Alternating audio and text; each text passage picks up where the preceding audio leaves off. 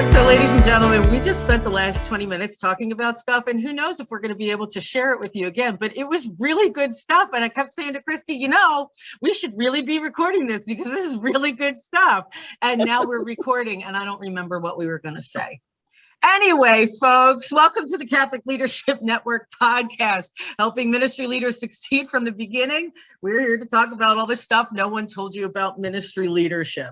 And so Christy and I were just chit-chatting back and forth about the Synod, about what our hopes and dreams are for the Synod, the fallbacks of the process, or where it's going, our concerns about that.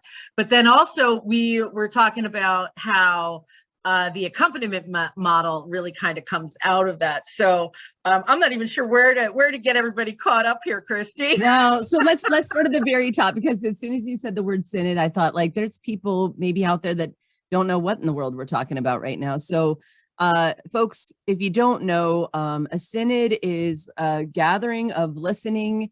Pope Francis has issued a synod on synodality.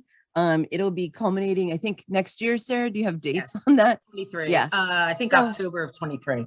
Okay, so what was basically the directive is that Pope Francis put out to all of the bishops of the entire world, hey, go back to your folks, do some listening, because part of the church is subsidiarity and solidarity. So what that means, friends, is that we as a church believe that things should be happening at the lowest level of action possible.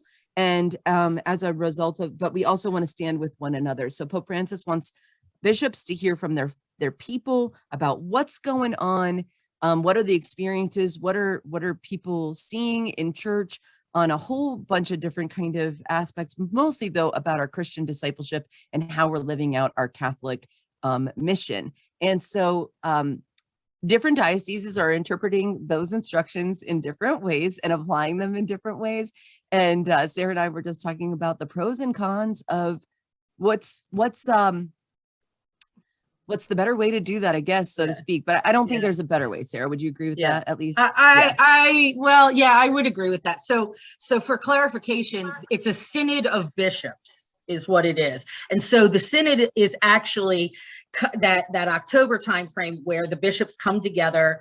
There are representatives from each of the Episcopal conferences. Certain amount are invited to come, and they come together to share about their specific culture or region of the world.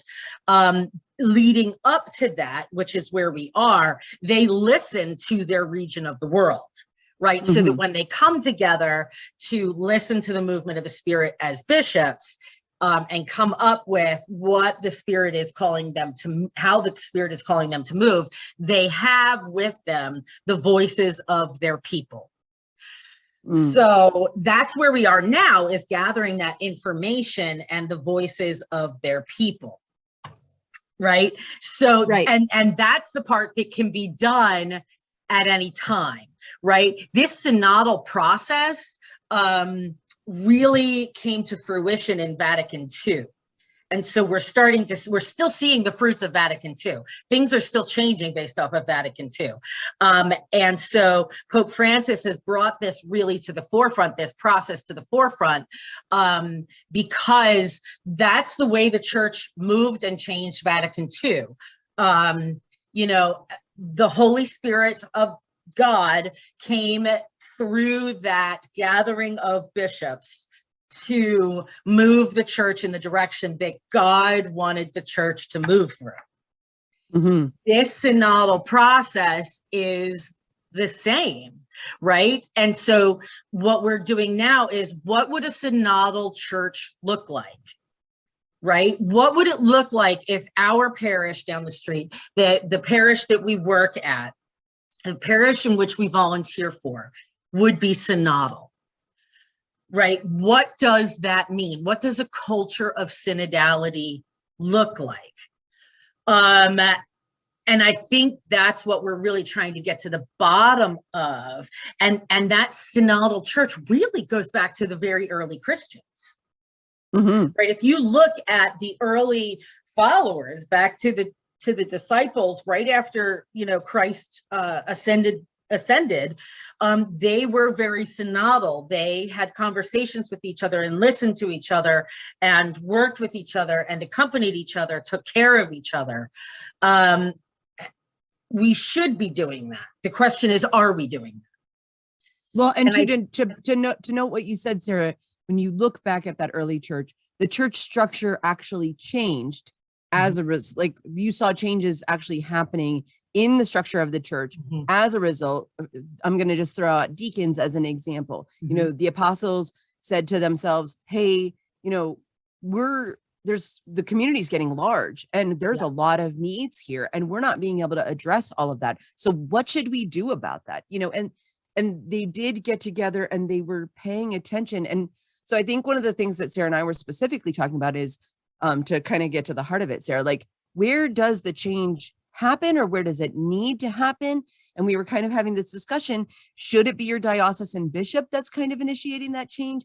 Do parishes need to be recognizing their role and need for change? And then also, because of the resistance to change in the church, what is that? Why is that? Why are we so resistant when we know that we're all on a process of conversion and that, we should always be evolving? I feel like the pandemic kind of should have been our shake awake, call to, hey, what we're doing hasn't been necessarily helpful. And instead of just sleeping through it and pretending like, hey, everything's fine, we had to wake up and deal with that. Although what I'm seeing more often than not is people that are like, oh, phew, everything's going to go back the way that it was. And we can just put it all back. Yeah. Sarah's wincing for anybody that's just listening. I'm sorry. If we go back, we have seriously, I can't even think of the right word, but we are taking a gift from God and we're throwing it out.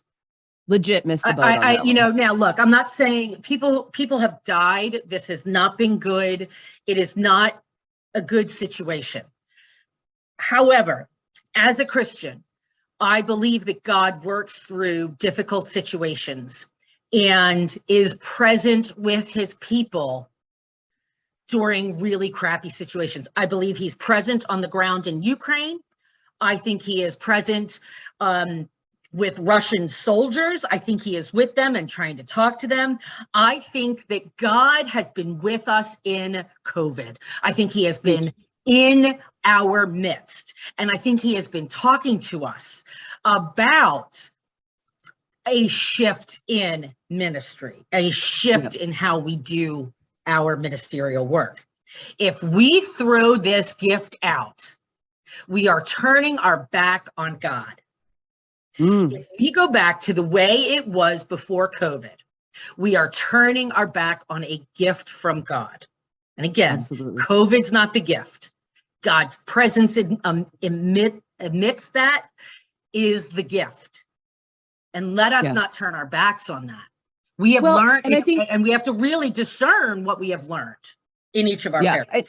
That too, Sarah. But one of the big messages I feel like is, if we haven't gotten a grip on the fact that we need each other and we need each other's presence, I mean, holy mackerel. And that the other thing is, folks, that since this is for parish leaders, I'm going to just go ahead and throw it out there.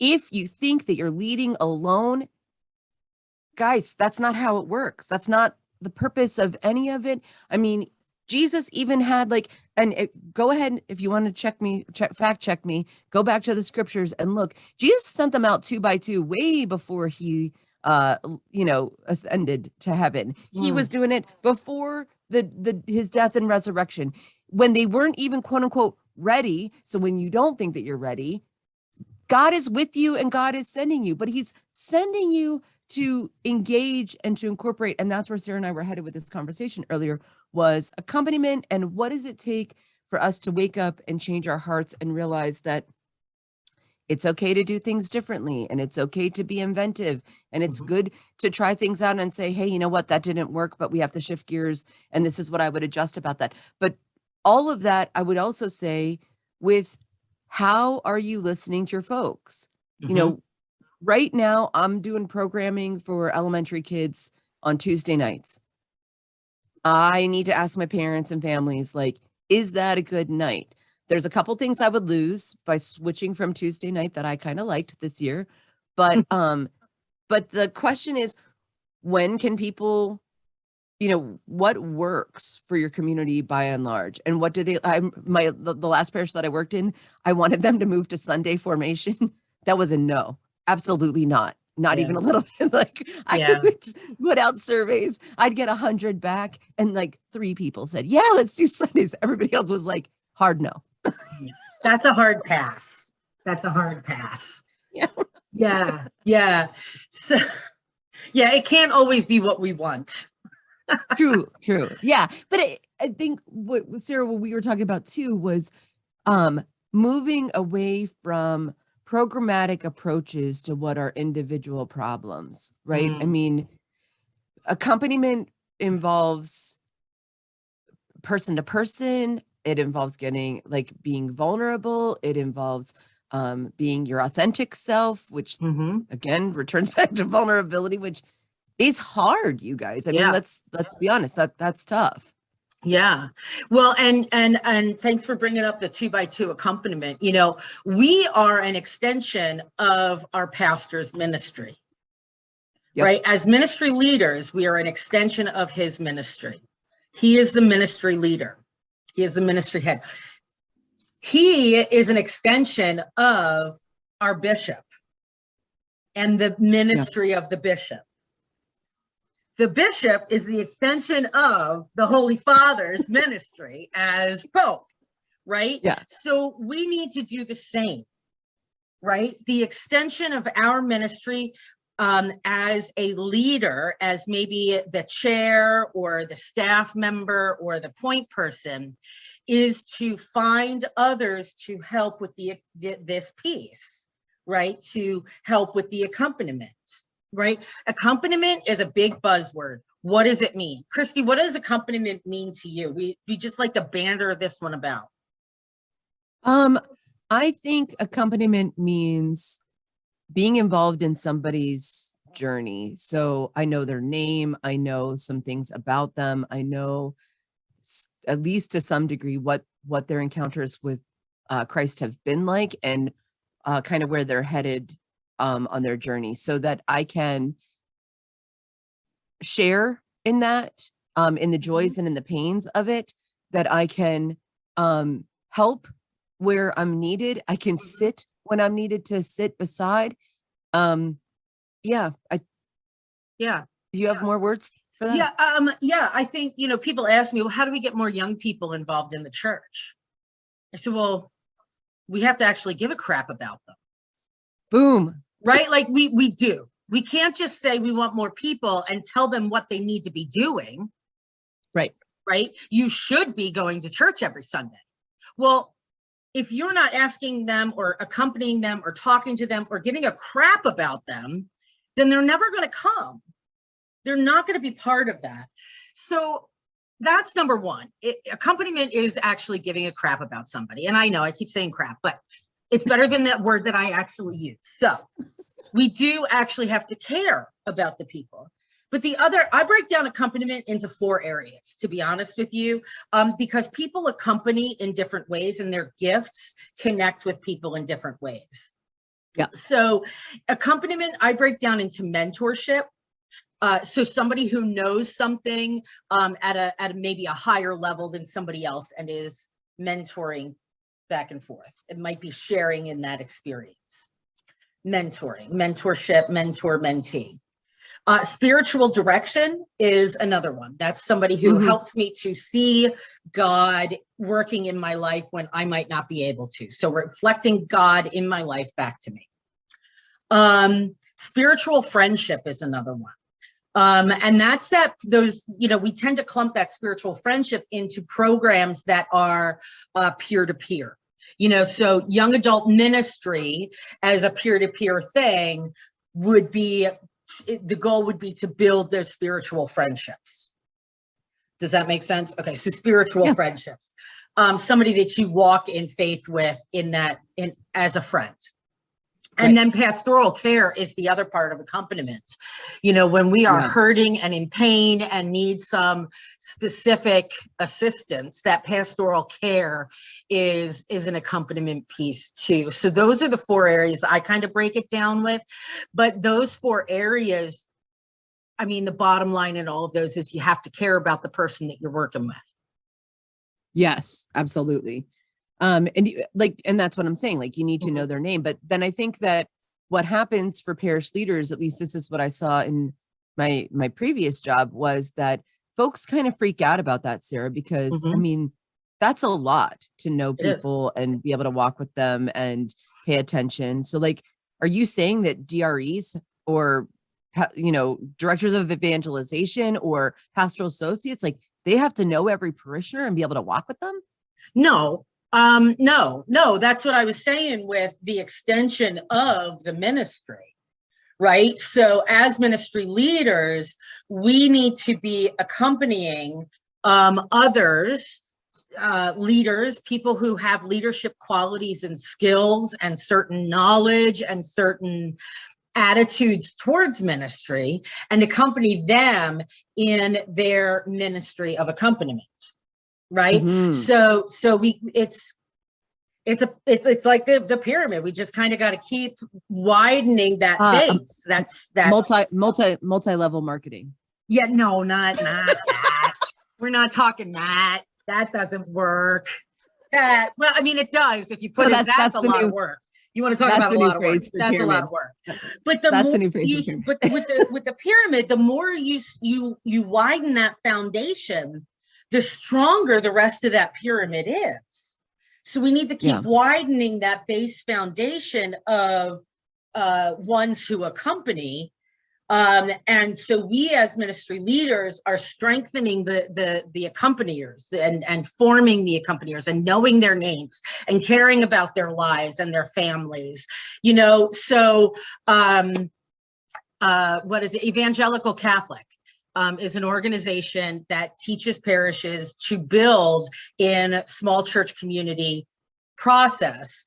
I would fall through the cracks on that because I'm not necessarily a small church kind of girl. I'm a big church kind of girl. So I would fall through the cracks on this one. But what I like about it is they encourage the ministry leader to find 8 people to get to know, to get to be a part of their lives, to know their names, know their lives, and be with them for, you know, and teach them how to get to know 8 other people, right? So again, it's that MLM kind of concept where you're building teams. But it's not all on the ministry leader themselves. We have to build that culture of. The other thing I want to say here is what's different about this than MLM is that you're not necessarily the expert when you are in the leadership and accompaniment role in discipleship. So when we're talking about Christian discipleship, you know, you might be the person that like has sort of discovered that God is acting in your life and that your prayer, you know, you're finding that your prayer life is good and all of that sort of thing. That in no way intones that the people that you're accompanying are not teaching you, in some ways leading you. And I think that that's circling it back a little bit here to the synodal process. That's exactly what Pope Francis is saying. Like, we are not an MLM. We are a community of disciples of Jesus. And so Pope Francis needs to be accompanied and taught as much as your local bishop or archbishop needs to be accompanied and taught. And how that happens should be this beautiful flow of the Spirit back and forth. You know, and that our willingness to listen shows the willingness to grow and be taught and adjust. Well, and to your point there, in the preparatory document for the synod, I'm going to blow the quote, but it says something along the lines of synodal listening. If you're truly listening, your mind is open to the possibility of being changed. Yeah. Right. So when you go into this listening process, you have to go in with the understanding that you could be wrong. And I think that right there is why so many people are afraid of this kind of process. I could be wrong. My bishop could be straight up wrong. And if they are a shepherd and they are seen as wrong, like that's a scary thing for people as they go up the chain. What if I'm wrong? Well, what if I am wrong? Well, good. At least I found out about it now. You know, but we have to be open to that possibility. I think that but I mean, not to Brene Brown this or anything, but you know, drink coffee, people, with coffee.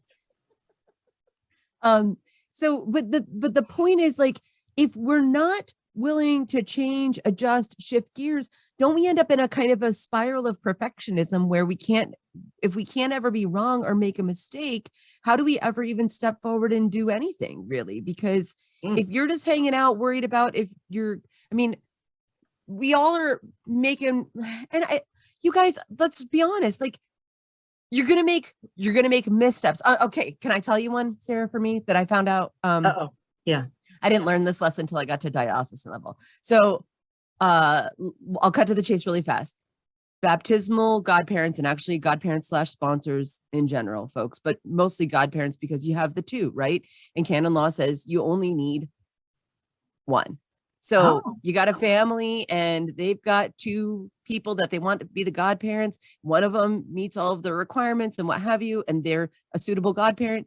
You're good. The other person, there's some stuff. We won't have to get into it.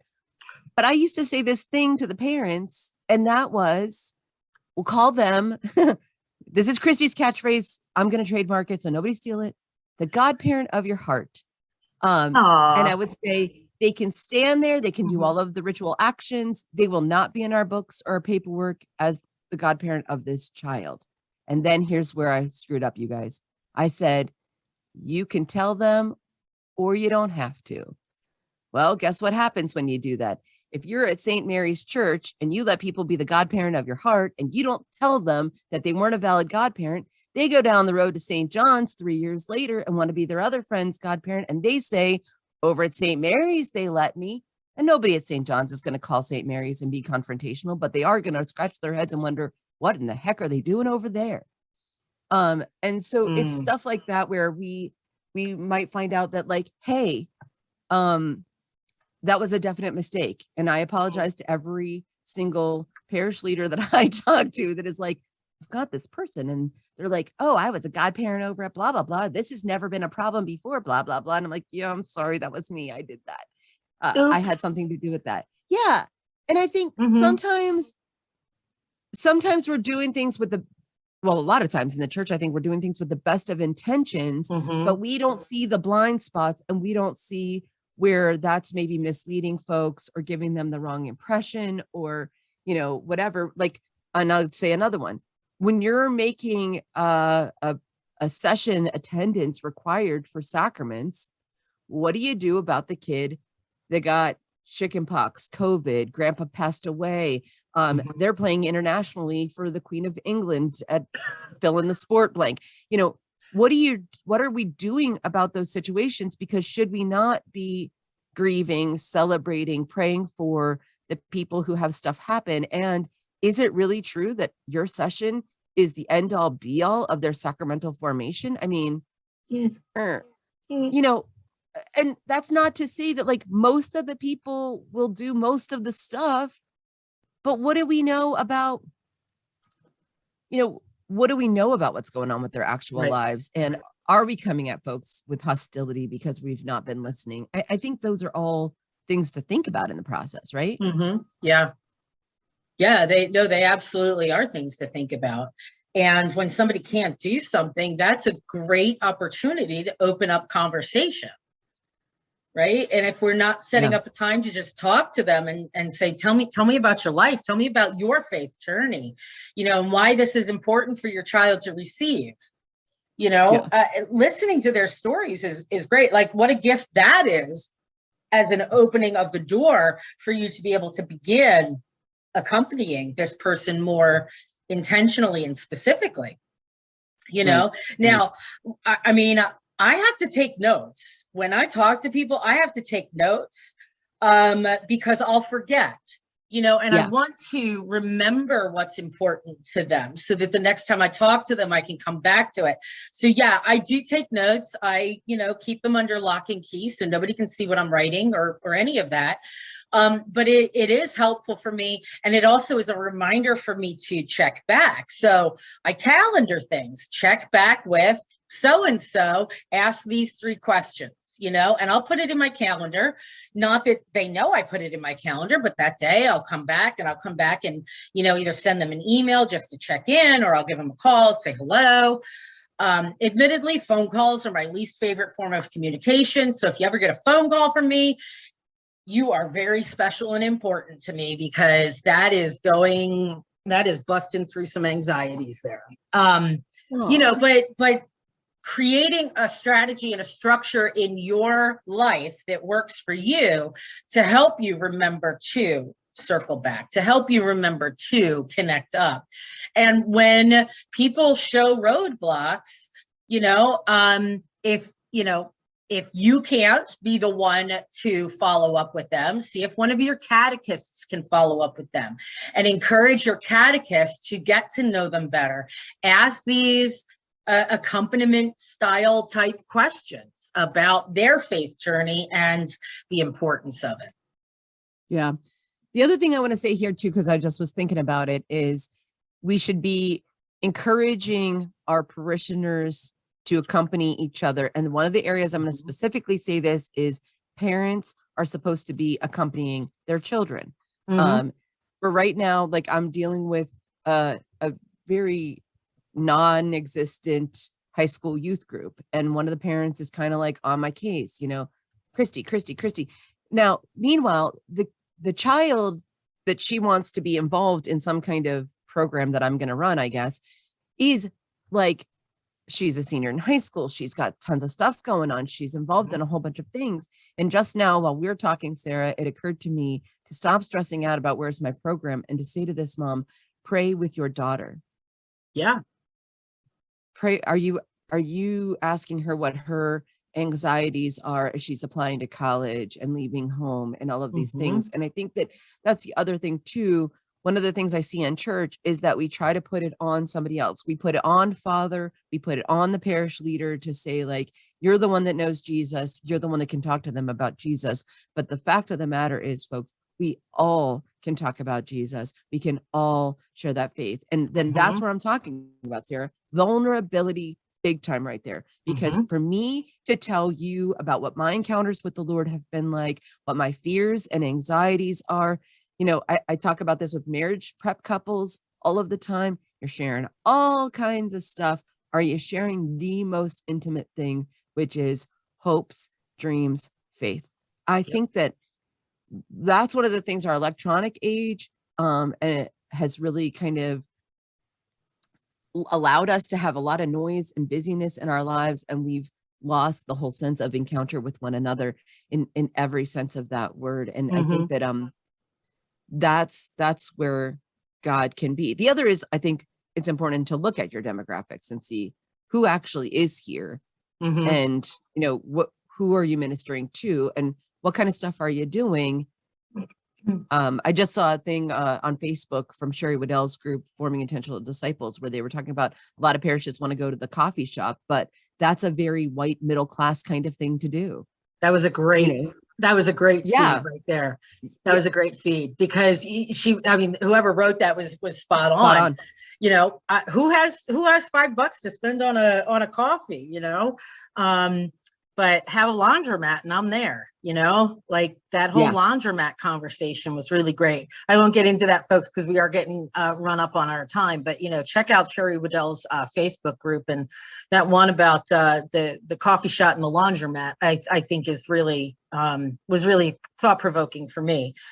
You know, the accompaniment piece really kind of hit home for me this week. And, you know, in our last podcast, I said, I had 6 events in a week, in 10 days, in 10 days or something like that, you know? So this week I was doing some synodal listening, And so Monday night, I was listening to 30-somethings, people in their 30s. Tuesday night, youth.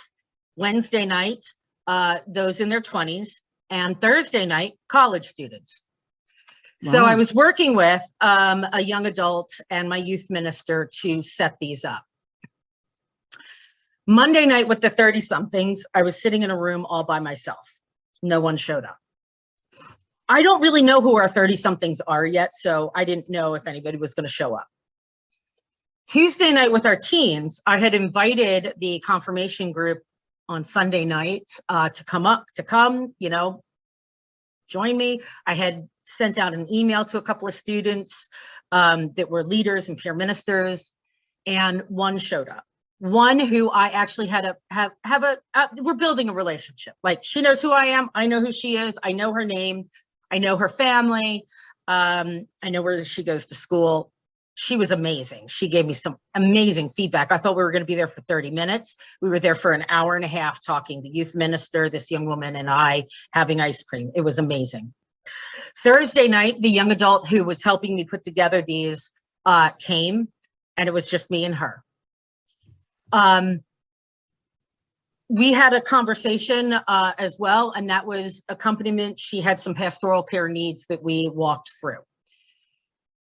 Thursday night was college. Well, this is the Sweet 16, and the one young adult who was going to join us that night, their school, oops, made it to the Sweet 16, so they weren't coming. Woo-hoo! So yay, but boo. So with all of this, and there was preparation work, you know, kind of sliding over some of that, but it was the people who I had a relationship with and who had a relationship with my other young adult or youth minister. They're the ones that showed up. The people who we had a relationship with, right? They're the ones who were willing to set foot in the church building on a random night of the week. That accompaniment piece is going to be key, right? For the Synod, I instituted a second step of this process and invited specific parishioners to be listeners, to go out and have one-on-one listening conversations with people. The feedback that we are getting is profound. Those one-on-one questions. Finally, somebody from the church is asking me these questions. Why I left, what issues do I have with the church? What would I like to see more of? What would be helpful to my faith? Profound conversations. So accompaniment and the synodal process are hand in hand. Though the synod on synodality may come to a conclusion, accompaniment and a synodal process should be an ongoing part of the culture of our churches. That is my humble opinion. That is how I'm going to work through my parish, is to continue that kind of listening process and inviting people to continue to listen and to circle back to those people that they had conversations with, continue to build and grow that trusting relationship. We are beyond our time, Christy, but I do want to give you an opportunity for some final thoughts. Well, first I want to say thanks, Sarah, for exemplifying your Christian discipleship by being humble and brave and being able to listen to the people in your parish. Because I think that that's what it's going to take, guys. You know, Sarah's accompanying me as well. And I think that, you know, that's what my takeaway is today, is that if we want to really be Christian disciples, if we want to be good leaders, then we need to be humble and brave and ready to listen. Humble and brave and ready to listen. Ready to have our minds changed. Oh, bammo. Let's drop the mic on that one. Thank you, everyone, for joining us today on your Catholic Leadership Network podcast, where we talk about all the things that nobody told you about ministry. Today, we were talking about accompaniment and the synodal process. Please click like, share, subscribe. We are now on YouTube, so check us out there. We are on Podbean, Google, iTunes, Amazon, iHeart. We're not on all of them, but we're working on that. So thank you for joining us today, and we look forward to hearing your thoughts on this in the comments below. And thank you for joining us today. Have a wonderful, wonderful week. Thank you, everybody. Bye-bye. Peace.